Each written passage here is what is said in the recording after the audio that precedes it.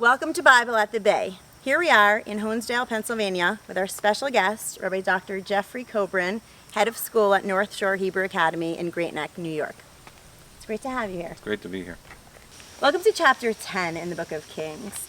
Chapter 10 is basically about riches, Solomon's riches and vast wealth. It opens with the Queen of Sheba coming and kind of posing a riddle to Solomon and actually gleaning and saying like, oh, he really is wise and discerning. And then the second half is is about his vast wealth and the description of the gold and the ivory layered in gold. And we just have this kind of excessive feeling when you read this chapter about how much wealth there was.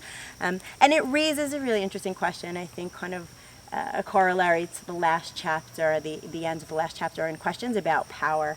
And I think, is it just inevitable that when a person is in such a position of power that the desire to just accumulate more and more wealth and power is just a fundamental part of the human psyche being in that position? And what happens to Solomon maybe because of that?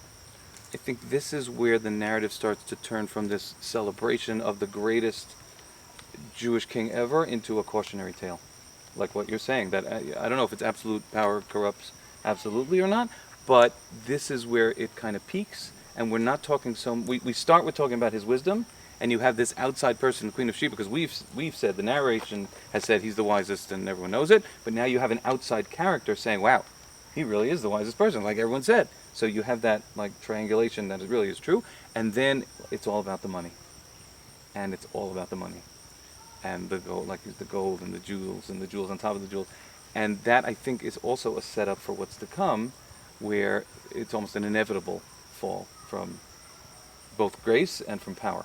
And I don't know the answer to your question. I hope it's not true, but it certainly is the case in this story. We have someone who really had it all, and has it all here in this chapter, and that's just setting us up for what's to come. Next, in our contemporary times, it gives us pause and a lot to think about, in the sense of accumulation of power and the things that you can and cannot do with in that such a position. So very true. Thanks very much. Thank you.